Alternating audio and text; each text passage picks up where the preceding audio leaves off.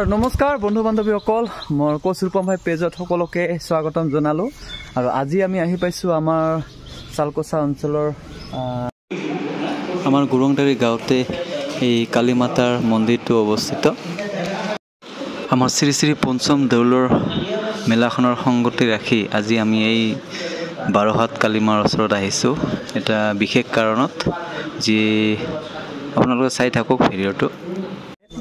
প্ৰসাদ দিব আহিছো মানে যাতে কালীমাৰ ওচৰত আমি প্ৰাৰ্থনা যাতে আমাৰ পঞ্চম শ্ৰী শ্ৰী পঞ্চম যোনখন আমি মেলা কৰিব ওলাইছো যাতে মেলাখন যাতে ভালে ভালে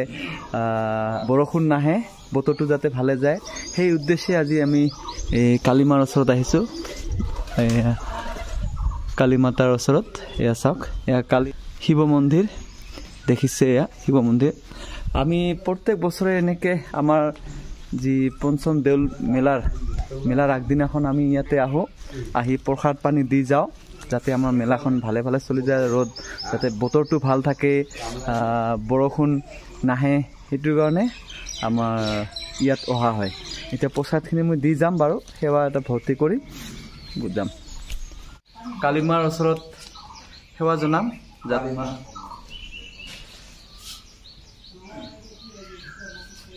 जय मां काली हे मां काली আৰ ইফালে শিৱ মন্দিৰ আছে শিৱ মন্দিৰতো ধূপ দিম এই বাবা ভোলানা রোজ হয় এটা কি বা কয় এটা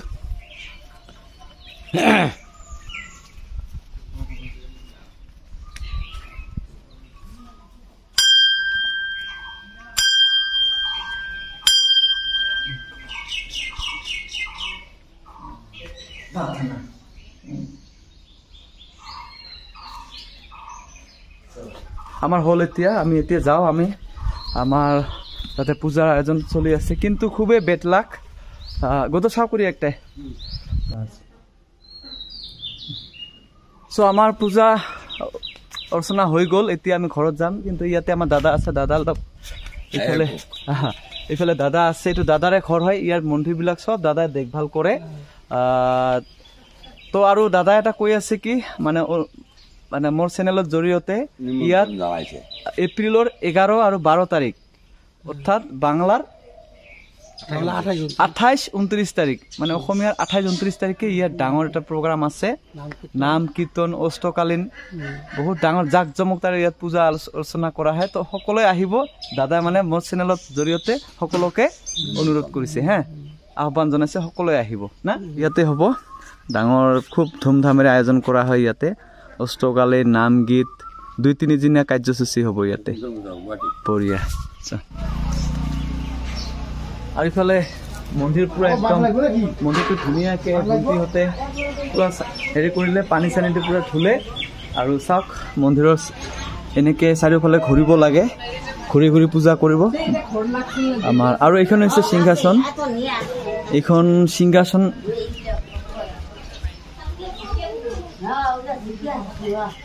অলপ পিছতে গাঁৱৰ ৰাইজ আহিব ইয়াতে গাঁৱৰ ৰাইজ আহি পূজা পাঠ কৰিব আৰু লগতে হোলী খেলিব আজি কিন্তু এটা বেটলাক মই থাকিব নোৱাৰিম আপোনালোকক মই দেখুৱাব নোৱাৰিম তথাপিও যদি মই চেষ্টা কৰিম কাৰোবাৰ বেলেগে যদি মোক মোবাইলত ৰেকৰ্ডিং কৰি ৰাখে আৰু মই আজি যাব ওলাইছো এতিয়া অলপ পিছতে যাওঁ চিফ মিনিষ্টাৰ আত্মনিৰ্ভৰশীলৰ এনেকুৱা এটা এপ্লাই কৰিছিলোঁ লোনৰ এপ্লাই আজি মোৰ ইণ্টাৰভিউ আছে গৌৰীপুৰত এতিয়া আমি গৌৰীপুৰত যাম খুবেই বেটলাক মই পূজাখনত থাকিব নোৱাৰিম বাৰু এয়া চাওক ধুনীয়াকৈ আমাৰ ছিষ্টেমবিলাক এনেকুৱা ইয়াত কলগছ দিয়ে এটা কলগছ এটা নিশান এই যে বগা হেৰিখন দেখিছে এইখন নিশান বুলি কয় আৰু এটা বাঁহ এইটো হৈছে একদম বাঁহৰ হেৰি মানে পাত তাত থকা বাঁহ আৰু এনেকুৱা 4টা কলগছ 4টা আৰু বাঁহ 4টা নিশান 4টা আৰু সিংহাসনখন এনেকে এটা ষ্টেণ্ড বনাই আছে এইটো ষ্টেণ্ড বনাই আছে সিহঁতে ষ্টেণ্ডটোত মানে সিংহাসনৰ নিয়ম কি ৰাধা কৃষ্ণ যে আছে এনেকে ঢুলি থাকিব লাগিব নিয়ম হৈছে এনেকে ঢুলি থাকিব লাগিব তো যাৰ কাৰণে এটা ফ্ৰেম বনাইছে এই ফ্ৰেমত ৰছীৰে বান্ধি এই সিংহাসনখন এনেকে ঢুলি থাকিব আৰু ইয়াত প্ৰসাদ পানী আনিব গোটেই ৰাইজ চাওক আৰু ইফালে আৰু বন্ধু বান্ধৱীসকল মই গৌৰীপুৰ আহি পালোঁ। চাওঁ এইখন হৈছে গৌৰীপুৰ ঐতিহাসিক এখন ৰাজবাৰীয়া অঞ্চল গৌৰীপুৰ। আৰু মোৰ ইণ্টাৰভিউ য'ত ইণ্টাৰভিউ আছে অলপ আগত আছে, চেণ্টাৰটো আগত আছে, মই দেখুৱাই আছোঁ। এতিয়া টোটো গাড়ীৰে গৈ আছোঁ য'ত মোৰ ইণ্টাৰভিউ হ'ব। মিলে আহি পালোঁ আমি। অলপ পিছতে ট্ৰেইনিং আৰম্ভ হ'ব আৰু ইয়াত কেণ্ডিডেট আহিছে বহুতকেইটা। চাওক ইয়াত লেডিজ জেণ্টছ সকলোৱে আছে।